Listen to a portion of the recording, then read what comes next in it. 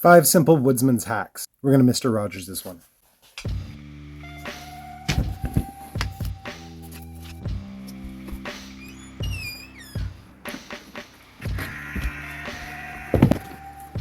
It's all about the shoes. Keep them laced up. You got these little clips at the top. This will work for you. Easy enough to throw your boot on. Just to get them tight, bring up the lace and lock it in. The clips on either side of the boot.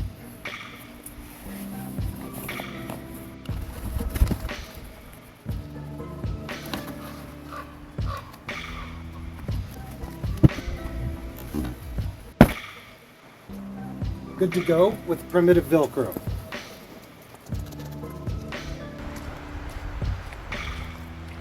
This was not staged.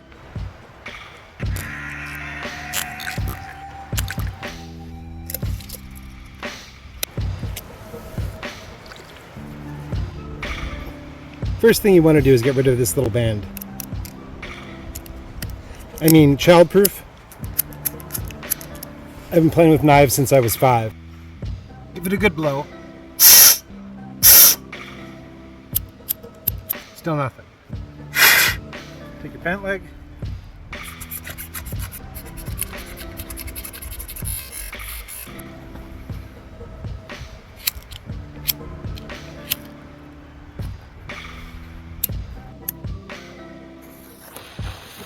It was at this moment that Riggs knew they were in reverb.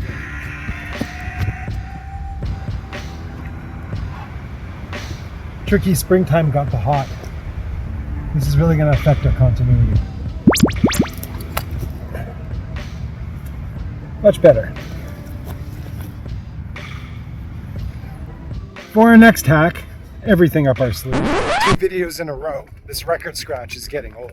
Some of you might be wondering what the difference between a woodsman and a bushcrafter is.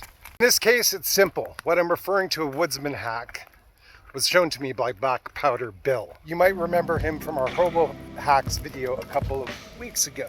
If not, check it out. The thing is, bushcrafting is a relatively new and deemed by some people to be a commodified term.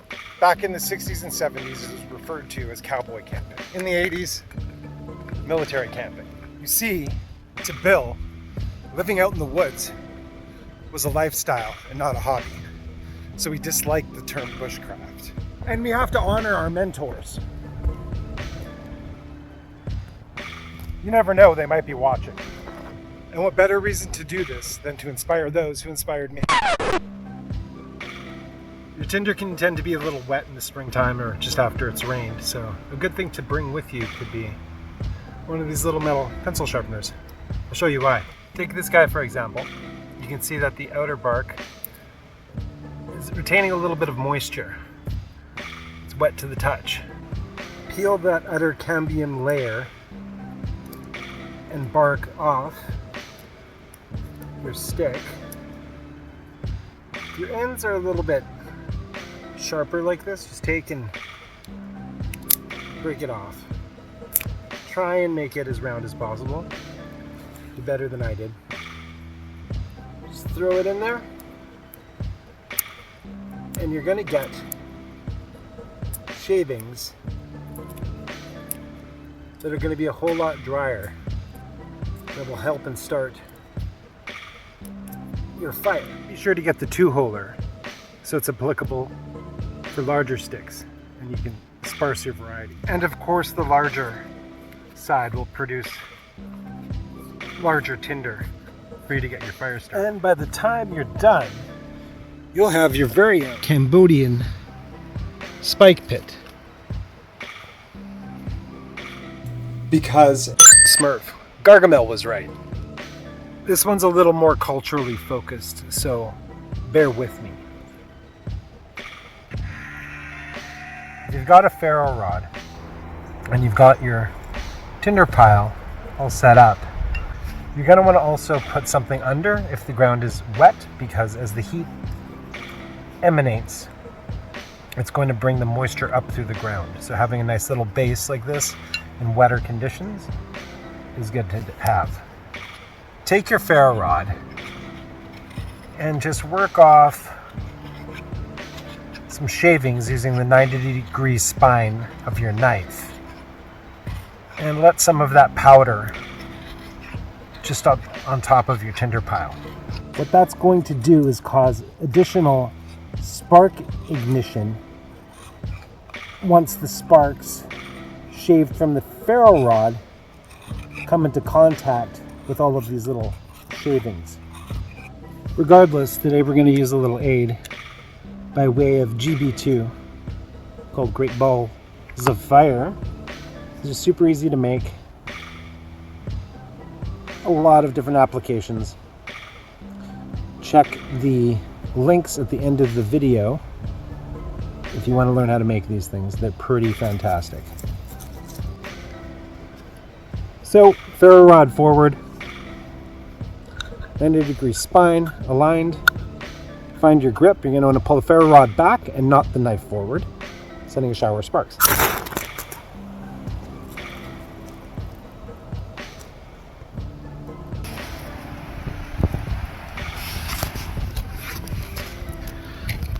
We'll let this get going for a bit here. So for our last trick, and I really don't know how well this is going to show up on camera, but this is called the Navajo blow. Old Hobo in a jungle at Trackside in Thunder Bay showed me this, told me that an old Navajo indigenous fellow showed him this. When you go to blow on a fire, this is the effect you're getting. And we do have a bit of wind, but oxygenating the fire and getting it going a little better. What he showed me was to take your fingers, purse them into a diamond, and blow through this. It channels the wind directly into the fire.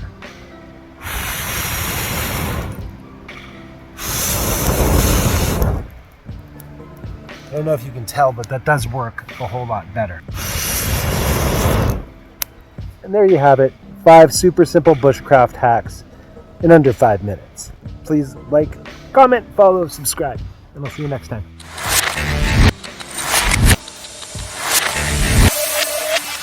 If you can tell me what trail this is from a previous video, win a prize. Friends, neighbors, area reps, volunteer fire department, village tobacco peddlers, conservation, and helicopter pilots. Hey, these walk-bys.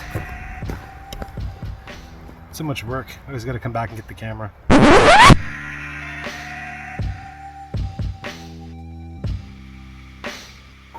You're going to take it into your palm, leave a tag end out, take your running end, throw a slayer in there, and you just want to coil that around. Stretch your fingers as far as you can, and just keep wrapping. Figure eights all the way. Don't worry about it overlapping and not being dressed so well. You just want to keep coiling that figure eight. Usually with 100 feet you end up with at least 2 bundles. It's because our hands are only so big. So keep doing that, and you don't stop, and you don't quit. So once you get to there, I'm going to take about shoulder height to my heel. That's going to be your cutoff point. And let's try not to fray that. Now you've got your cutoff point. Grab your bundle with your 2 fingers, pinch in the center, pull out your horns, start from the bottom, and wrap.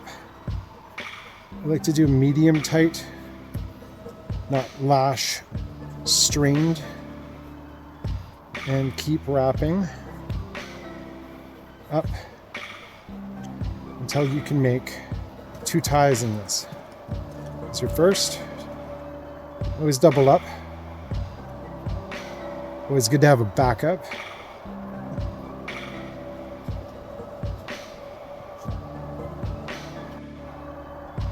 There you are. Now, probably want to burn these ends, but either way, your running end will now deploy nice and smooth.